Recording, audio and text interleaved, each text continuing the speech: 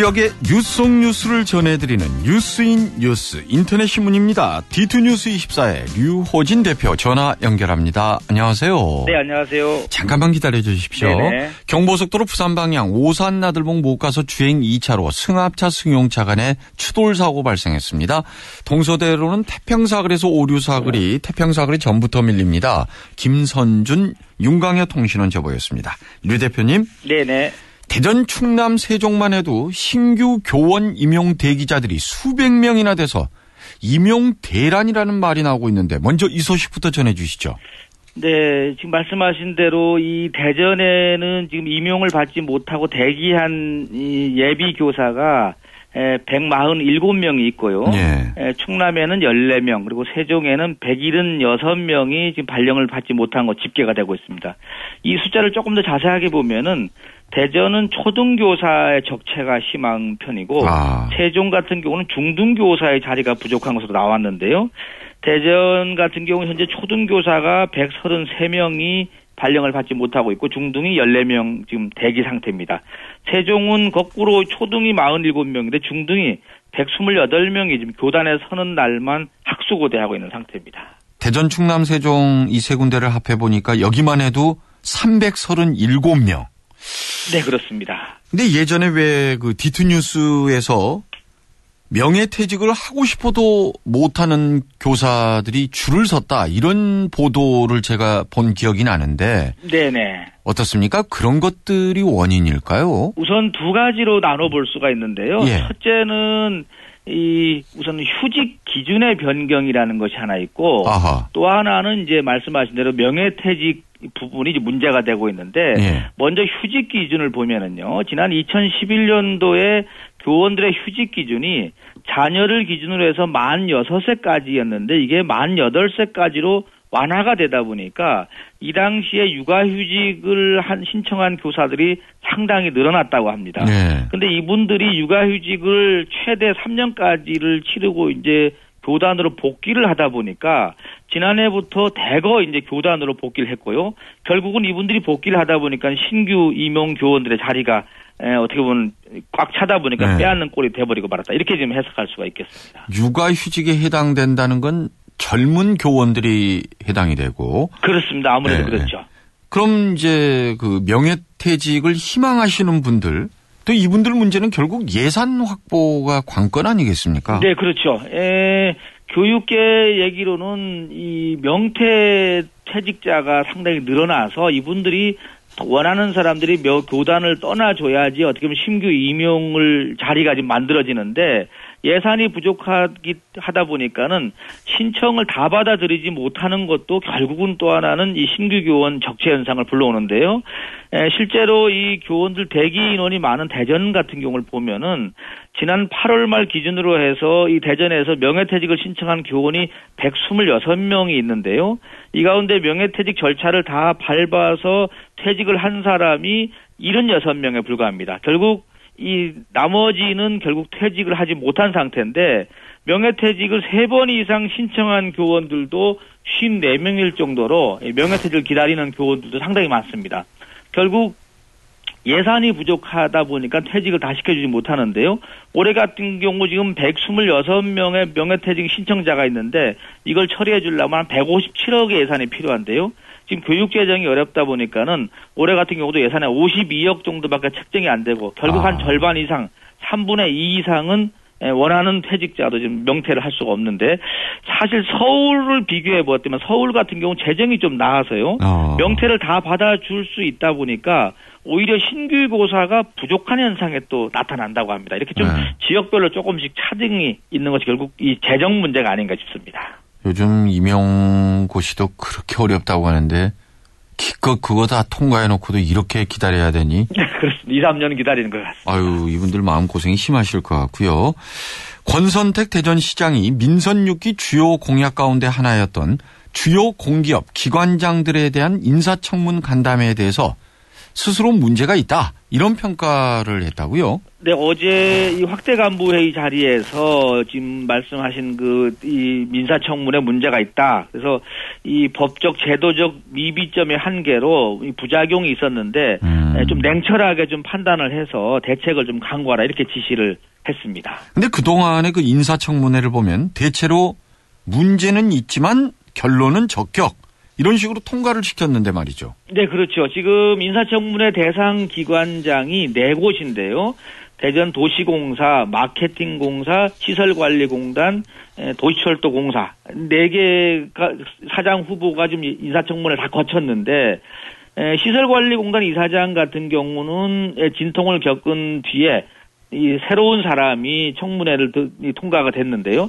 나머지 3분 같은 경우는 지금 말씀하신 대로 검증 과정이 좀 부실하다거나 청문회가 좀 요식행위에 그쳤다 이런 비판을 받고 있는 것이 한 후보 같은 경우는 전입신고도 누락하고 또 논문 공동 저자가 허위 등재됐다 해서 도덕성은 문제 있지만은 진정으로 사죄하는 모습을 보였다 해서 통과가 됐고요. 또 다른 내정자를 보면은 청문회 과정에서는 업무 수행 능력에 대해서 우려가 있다라고 했는데 결국 보고서에는 사장직을 수행하기는 적합하다 이런 의견이 나오기도 하다 보니까 인사청문회가 이게 무슨 의미가 있느냐 이런 얘기도 나왔죠. 서대전 요구의 자사고 취소가 교육부에 상정됐네요. 네, 이 대전시 교육청이 이 교육부의 서대전 요구의 자유령 사립고 승인 취소 요청을 하기로 했는데요. 이 절차가 마무리가 되면은 서대전 요구는 이제 일반 고등학교로 전환이 될 것으로 보입니다. 네. 근데 자사고를 스스로 신청했던 것으로 하는데 취소 이유는 무엇인지요? 네, 사실 3년 전에 대전에 이제 3개 고등학교가 자사고를 신청을 했었었는데요. 그 중에 서대전 여고 같은 경우는 신입생을 모집하다 보니까는 이 대체적으로 다 아직 미달된 상태가 됐고요. 결국은 전체 학생 정원이 945명이 돼야 되는데 67% 수준인 630명 정도 붙다 보니까 300명 정도가 결국 빠지게 됐습니다. 그리고 300명이 빠졌다는 얘기는 결국 어떻게 보면 이 학생들의 수입이 안 들어오다 보니까 학교가 재정 압박에 의해서 스스로 손을 먼저 드는 형태가 됐습니다. 예, 오늘 소식 잘 들었습니다. 네, 감사합니다. D2뉴스 24의 류호진 대표였습니다. 네, 뉴스 플러스 시간입니다.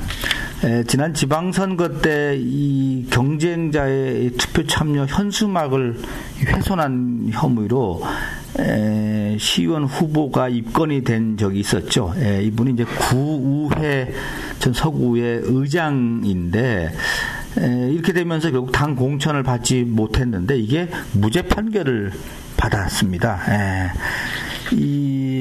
그러다 보니까 어제 기자들한테 이제 이 내용을 하면서 유죄 판결 받을 때는 대서특필하고 무죄 판결 받을 때 나몰라라 하면 되겠느냐 이 내용도 좀 꼭 좀 해달라고 전화를 많이 걸었던가 봅니다. 저한테도 문자가 와서 제가 지금 정리를 한번 해봤는데요. 내용은 이런 겁니다. 지난 6.4 지방선거 당시에, 그러니까 4월 5일, 경쟁이 한창 있던 4월 5일이었는데요.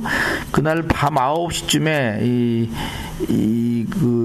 그 둔산동 일대 후보들이 투표 참여를 독려하는 현수막이 32장이 걸려 있었는데 이게 이제 거의 나무와 나무 사이에다가 걸려 사실 불법이었습니다. 근데 이거를 이 구의 의장이 이제 밤에가 끊어놓은 겁니다. 그래서 치워갖고 버렸습니다.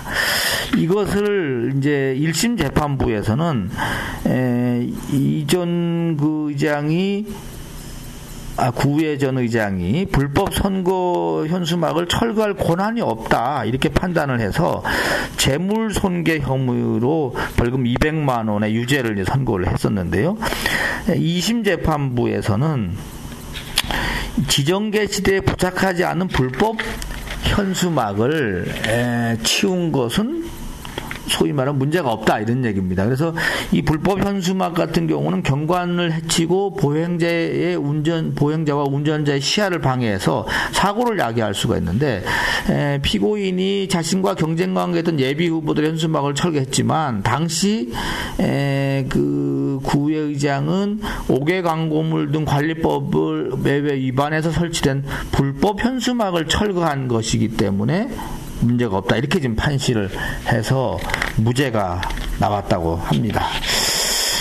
아무튼 이렇게 이 뒤집히는 판결도 있어요. 네. 아무튼 구의회 의장님도 고생하셨습니다. 마음고생 보통 이분이 결국은 공천을 받지 못했죠. 새누리당에서 공천을 받지 못해서 구의원으로 다시 출마를 했었는데 아슬아슬하게 떨어졌었죠. 네, 그렇습니다. 이상민 국회의원 이 뉴스 관련된 뉴스가 하나 있네요. 어제 서울대에서 특강을 했는데 이 특강장에 로스쿨 학생 한 300여 명이 꽉 들어찼었다고 합니다. 뭐 기사를 봤더니만 지난 7월 달에 이 시진핑 국가주석이 왔을 때보다 더 열기가 있었다고 하는데요. 결국 이상민 의원의 강연 내용은 이 나도 로스쿨 학생들 편이다 이런 내용이었다고 해서 나중에 기립박수까지 받았다고 합니다. 이상민 의원의 얘기가 재미있습니다. 본인도 뭐 소위 말하면 이제 사시 출신인데 이 사시 출신의 이 뭐라 그럴까요? 이 폐에 대해서 좀 문제를 많이 제기를 하는데요.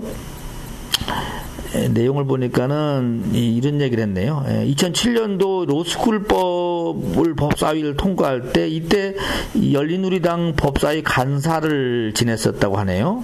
지냈는데 자신도 사시 출신 그 연수원 24기인데 이 지금 법조계가 너무 연수원 기수 위주의 이 폐쇄적인 문화가 아주 진절머리가 자긴 났다.